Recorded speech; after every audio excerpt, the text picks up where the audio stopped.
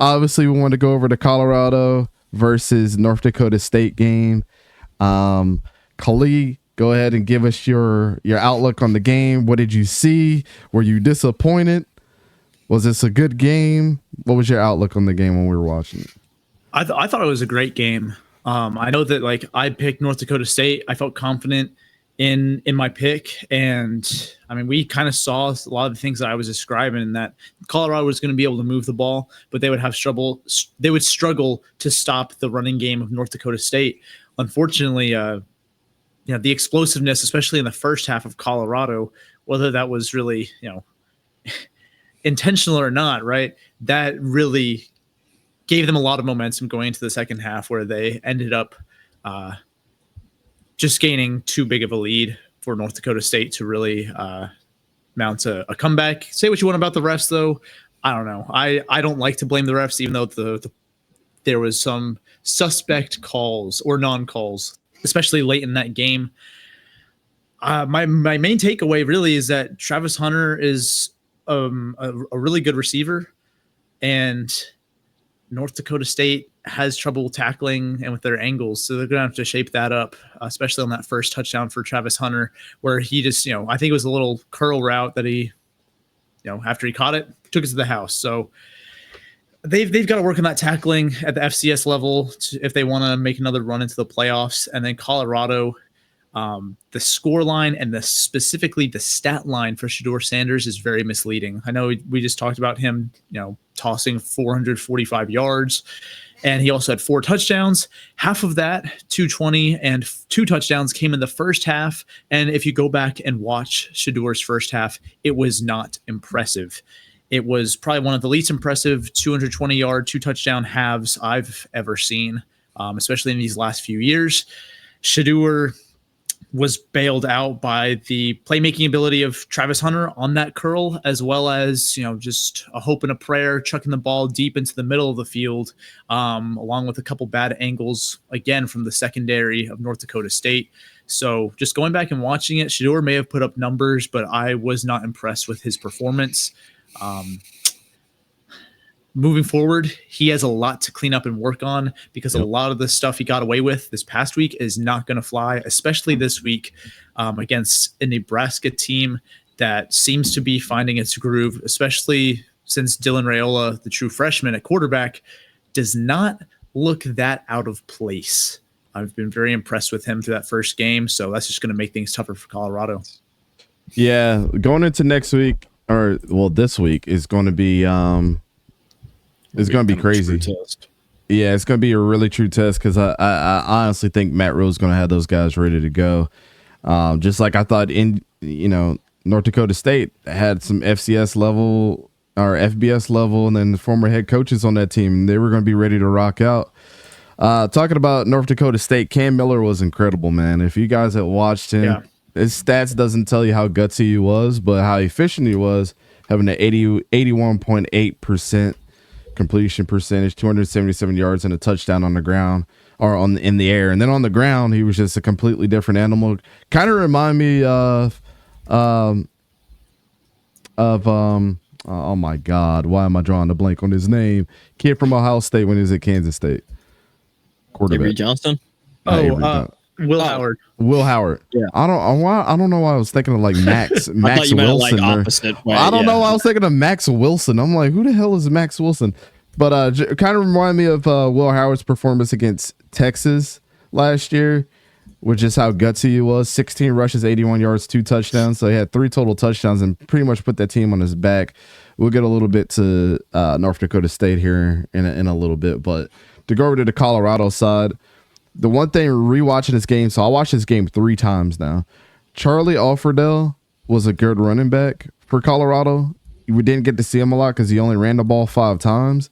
But I felt like that kid could be special if you give him more carries, which I think they're going to need somebody like him to be in the game against Nebraska to wear them down, because I think Nebraska's secondary is obviously improved this year.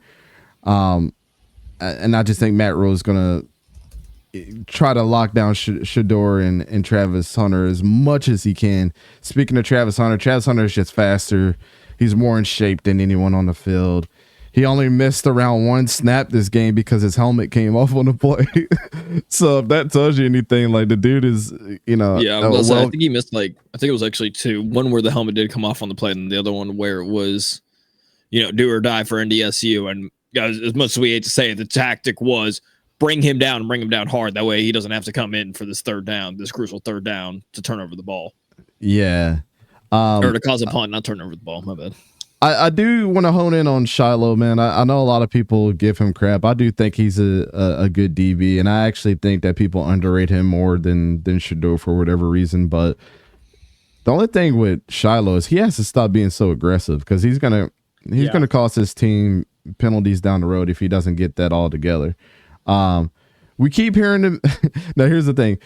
I told you about these edge rushers, BJ Green and Dan Hayes, right? We keep hearing about how good these guys are supposed to be, and they were non-existent. They were not good all game. Cam Miller definitely didn't have a lot of pressure on him. I did want to call out a kid. I know that 𝗕𝘂𝘀𝗶𝗲𝘀𝗀, he gets a lot of the shine for North Dakota State, but Mason Miller at right tackle was manhandling these dudes at Colorado. I think North Dakota State might find themselves another championship by the way that they play Colorado, man. They're going to be some beasts. As long as they can get that secondary together, that's their weakest spot for sure.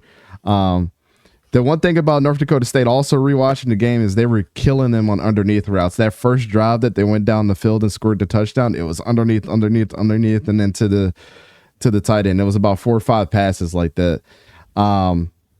It was great that they were trying to keep the ball away from Shiloh and Travis Hunter, because that was obviously the game plan, running a lot of mesh, running a lot of inside concepts like that. They were trying to keep the ball away from him, which is a great game plan when you're going to play them. And I'm sure that Nebraska is going to hone in on that this week with Dylan Raiola. There's no need to force the ball down the field. Just get it to your best guys over the middle of the field and let them do work. Last thing I'll say here is, North Dakota State had the same or Colorado had the same kind of success over the middle with North Dakota State, obviously, since they're missing some key weapons in their defensive back unit, and they were just hitting them across the middle. I was telling these guys backstage, I think, Jimmy Horn's a good quarterback or a good wide receiver, but when you just get hit in open space, you're going to be able to make something out of the ball. So I don't know. I still think Colorado's bad. I don't see this improvement that they're talking about. Jordan Seaton played his ass off, though. I will say that. Yeah. But I think that there's still concerns on that offensive line. Shador's not as good as what people are giving him credit for. And their front seven is not good on that defense. It's not good. I mean, it's bad. But Sora, give us your closing remarks on this. Yeah, so pretty much kind of what we said, majority of it. I know North Dakota was missing their star safety, who had 8 interceptions last year, which you could see it on the underneath routes and just curved straight up through the middle. Mainly the problem on offense for North Dakota. I'm just stay with North Dakota for a little bit. Cam Miller did great, and while we did talk about the duality of having Cole Payton in as well, because both of them had 16 rushing touchdowns, they were brought in at the worst times. And what I mean by that is Cam Miller would get a first down, or he would lose a yard or something just based off of a run, and then they would put in Cole Payton, and that Cole Payton's going to run. So then he'll probably lose 2 yards, because it happened a lot. So it was a 3rd and 13, and then Cam Miller's back in. So not only, are you not sticking with the hot hand on that, you're just putting your starting quarterback kind of in a worse position, and just your offense in general. Defensive wise, again, just straight through the middle, and underneath, Colorado's just able to eat them up. Offensive for Colorado now. Travis Hunter looked amazing, especially on that 3rd touchdown where he had to wrap his entire hands around that one defender. That was nobody knows how hard that catch is. Yes, a lot of them, or not a lot of them, but the first one on the underneath. That one, it's pretty easy. Nobody was in there, just had to turn on the jets. That third touchdown just kind of showed the extent of his playmaking skill, and also, just his body control, all that. Eye for the ball, spatial awareness.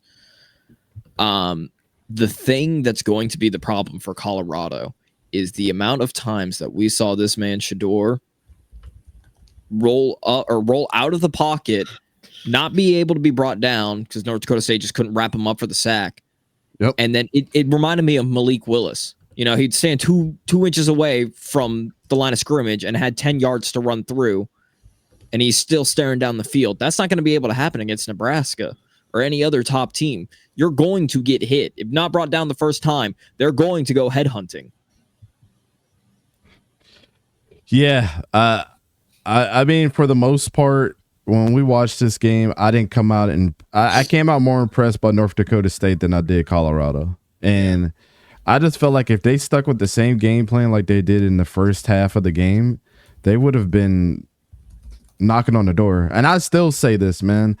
One costly penalty at the end of the game, which I don't think should. I hate the pass interference penalties. The guy was putting his hand up knowing the ball was going to go there, and he gets called for pass interference because he didn't turn around and look at the ball, which is BS.